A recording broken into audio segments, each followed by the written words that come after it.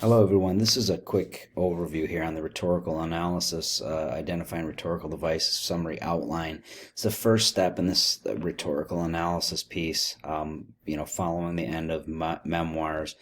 These tend to overlap, as I said before, the final drafting stage of a prior assignment into the next stage of developing the next piece we're working on, and that's the case here.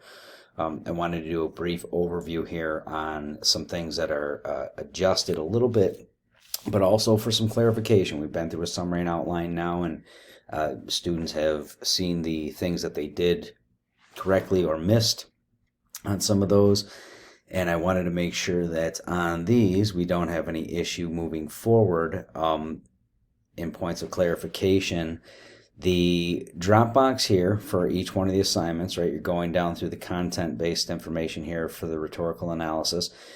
You are doing something here where you're going to read through all of this information, make sure that you understand that you're doing you understand the readings to the assignment, and understand that the warning here about not going on the internet looking for ideas about writing about rhetorical analysis, what you're being asked to do for this specific paper is uniquely organized for this assignment. You don't have, I know there are other areas of outside of logos, ethos, and pathos. We're sticking with those three in terms of the types of intended appeals. Those are rhetorical concepts, not rhetorical devices.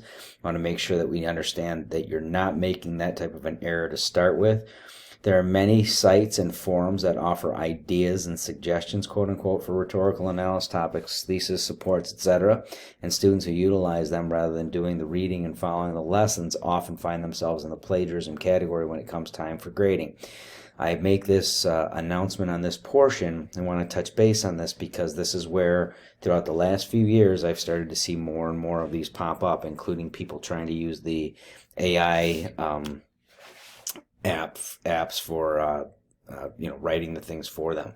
They do go through and put things together in an organized manner.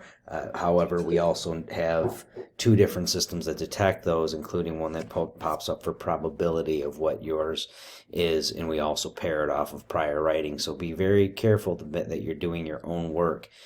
In this, there are three focal points in the lesson for the rhetorical devices and their appeals. And for this lesson, we are focused solely on logos, appeals to logic, ethos, appeals based on reputation, credibility, etc., and pathos, appeals to emotion. Do not add additional ones in terms of those rhetorical concepts. Now remember, those things mentioned here are rhetorical concepts. Those are not rhetorical devices. We are talking about specifically the rhetorical devices used in ads. So make sure you've read through all of this content in the Dropbox here.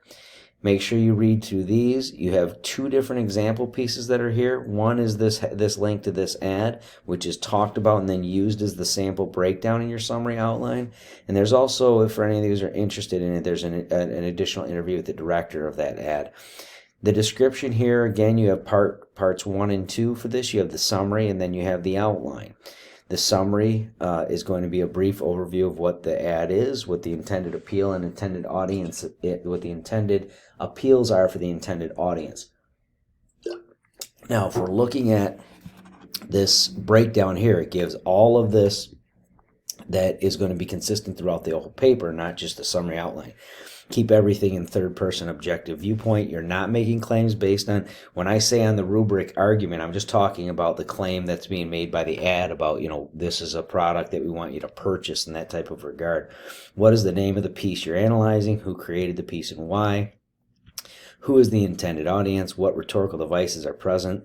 Is there emotionally moving music, stimulating imagery, expert delivering facts to the intended audience?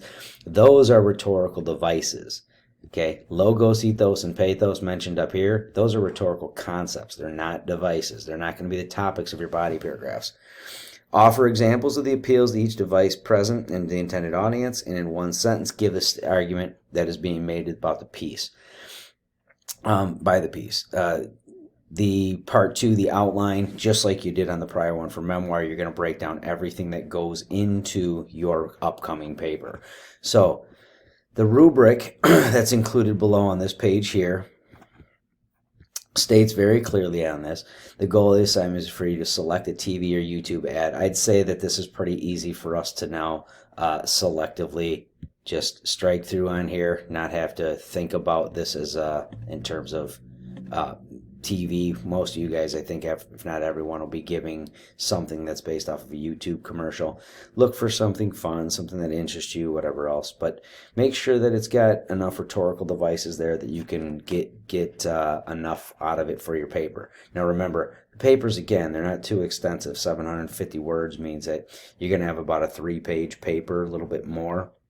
And remember, anytime there are minimum word counts on drafting, any minimum word count is without the title or heading or anything else on the page. It's just your writing about the content.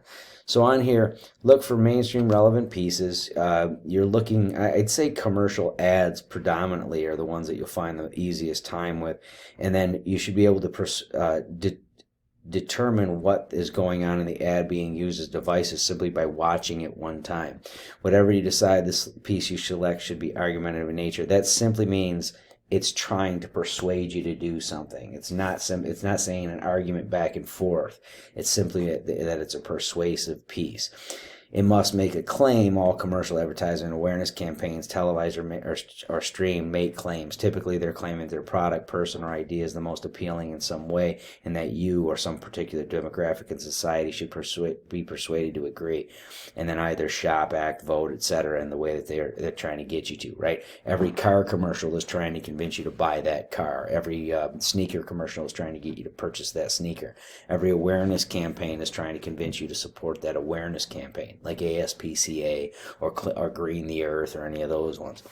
Essay portions, including summary outline, must be in third person, only follow MLA formatting. Everyone should be clear on that now. Anything that applies there, including the submissions you make, should all follow that.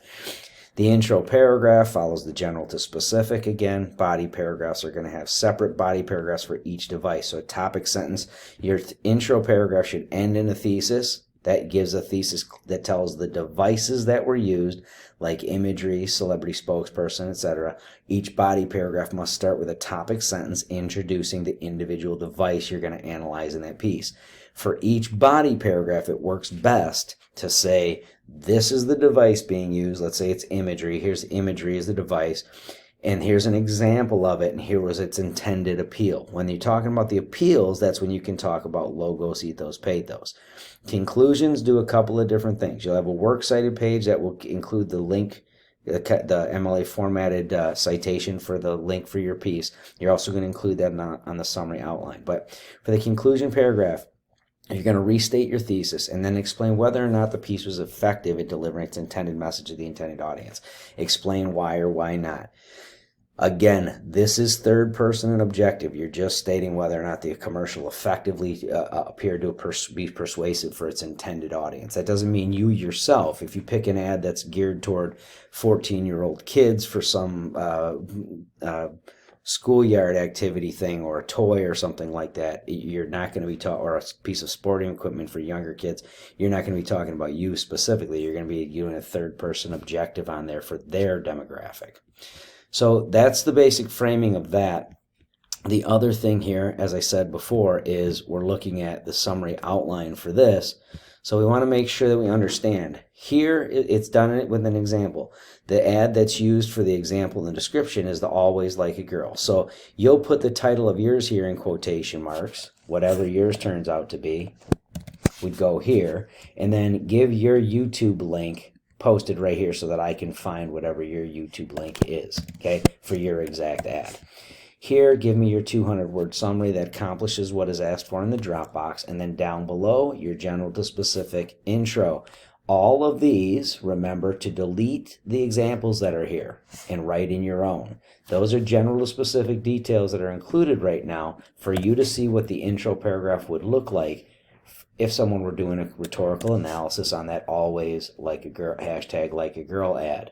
Note that the thesis, in order to appeal to the intended audience, always utilize the rhetorical devices of imagery, voiceover narration, and music to make their claim, whatever it is. Yours should follow suit in the same way. The first rhetorical device, here's body one. The first rhetorical device employed in this commercial was imagery. This would be the first topic sentence. Yours will go here.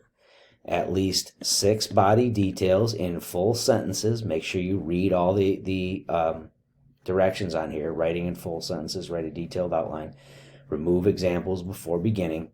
Down here, you should give at least 6 primary body details. This could be 3 separate examples. You could have an example here with the explanation of its appeal, right? Example 1. Here, appeal 1. Example 2. Oh, why they didn't tab over. Oh, that's why. 2, appeal 2, etc. So if you do this, you could give 6 examples of imagery. If you say body 1 is about imagery, you could give 6 examples of imagery with their intended appeals, or you could write them in full statements as 3 examples, as long as you explain their intended appeal with each one. So that would be at least 3 primary body details, 3 examples of imagery as the device, and the intended appeal, right? So if you say example 1, the first image was this, and the intended appeal was to make people feel something, well, that's a pathos appeal, right? So you'd explain that in this portion here. Same thing for body 2. What's the other device? They said voiceover narration, so you'd give examples of the voiceover narration, what the intended appeal was with those. Write those out thoroughly and completely in the summary and outline. If everyone does these correctly, again, I will work on feedback first on those. We will go into a drafting stage where you'll have a peer editing forum. As long as these are done correctly, folks, you should be picking up on the fact that if the summary outline is done in the right way, you pretty much have everything for your essay already done. Okay? They simply get pulled out of this and plugged into your draft with transitions, elements, revisions, those kinds of things. All right? Hopefully this is well understood for everybody. I look forward to seeing these. Good luck this week.